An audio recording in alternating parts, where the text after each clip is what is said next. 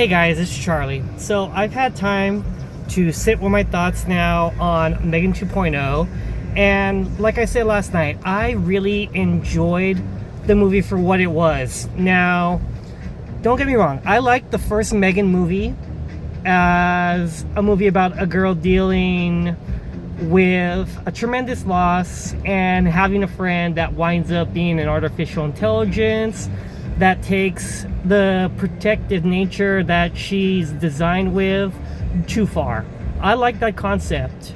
But the thing with Megan 2.0 is that it takes the aspects that worked for the movie and has fun with this one, to where now it's almost a completely different type of movie where we have AI, artificial intelligence, that's being weaponized. And they had fun with it. I could tell that the writers were having fun with the movie, and it was just great to see, you know? It's kind of like, to me, this sequel, Megan 2.0, is like the Gremlins 2 or like the Terminator 2 or Aliens, where it takes these ideas that worked, fine-tunes it, and just has fun. Especially Gremlins 2. That's definitely like kind of like the similar vein of it, because this Megan 2.0 is like a gateway horror movie for younger teenage audiences, but it gives young teenage girls kind of an icon of their own in Megan. And I really liked that idea of Megan 2.0, because that's a lot more fun than just rehashing the same idea that worked the first time. This was different. Okay, now speaking of different, Jurassic World Rebirth. Holy jeez, that movie was awesome. I loved Jurassic World Rebirth for what it was, because it was an amazing movie. I really felt that this was dinosaurs done in a more realistic way, because they're primal. They are very primal in this movie. They just want to eat, literally. And I love the movie for that. I love the work with hybrid dinosaurs. I like that they just did not overtly go with raptors again. Not saying that there aren't raptors in the movie, but they didn't just do raptors again because raptors have worked in the previous movies. They did something different, and I appreciate the movie for that, because raptors are great, but there are other dinosaurs that deserve their time to shine too, you know, because these are genetically engineered animals in this fictional world that have been brought back to life. Raptors are great killers, but raptors were popularized by the first Jurassic Park movie, to where every subsequent sequel needed to have raptors in it. But this one did it different, and because it went different, I appreciate it for that. Story, action-wise, I liked the more realistic primal feel for the dinosaurs. I like the world of this island. I look forward to seeing where else they go with the sequels, but I'm very pleased with this one. I would say Rebirth. If I was to rate my favorite Jurassic Park movies, I would go the first one, obviously. Jurassic World Dominion. I'm going to say Dominion because I have fun with that movie. A lot of people kind of hate on that movie. I feel unnecessarily, because yes, it's a legacy sequel, but it doesn't go into the classic trope of killing off legacy characters.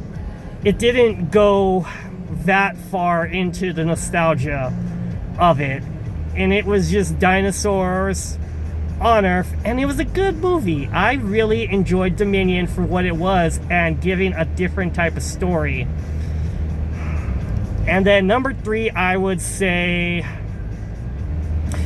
Jurassic World. Number 4, Jurassic World Rebirth.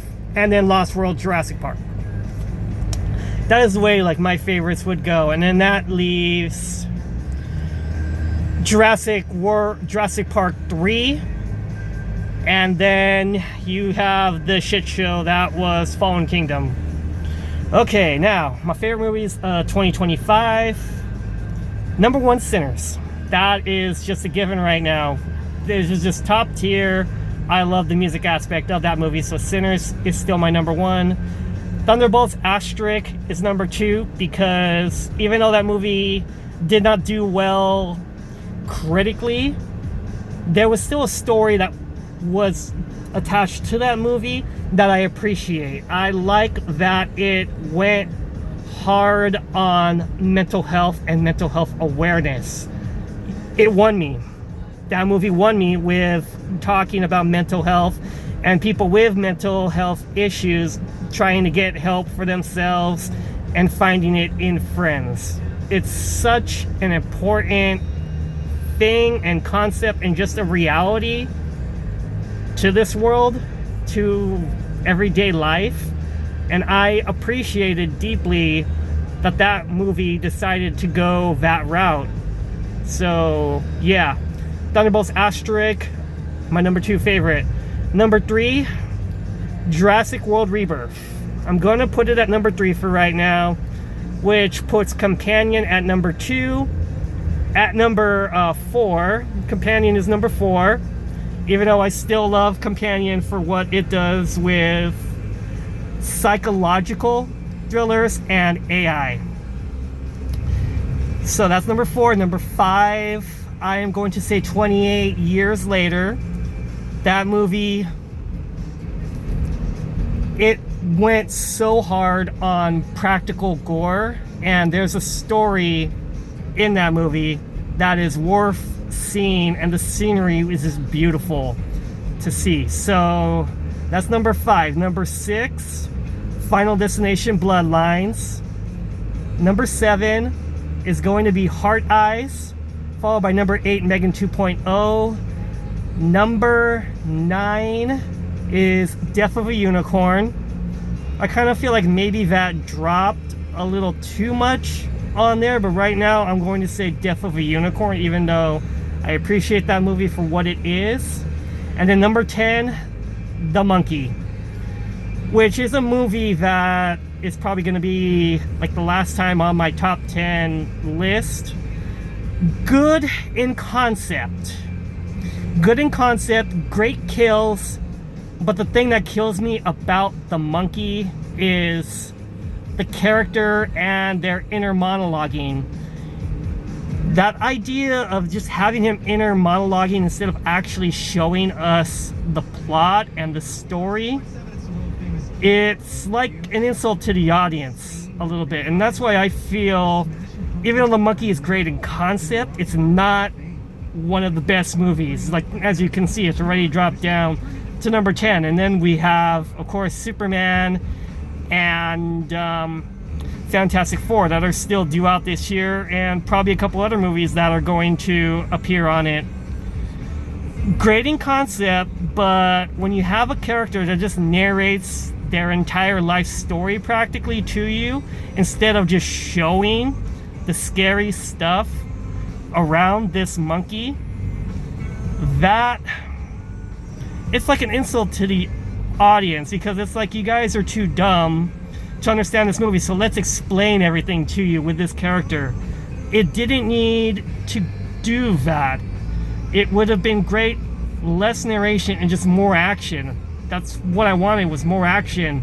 The kills look great, but that does not make a great movie. Anyways, those are my thoughts on Megan 2.0, Jurassic World Rebirth, kind of my ranking of the Jurassic Park movies so far, and just in general where I'm at summer-wise right now with my top 10 of 2025 so far. Alright guys, I will talk to you later. Peace. Yeah.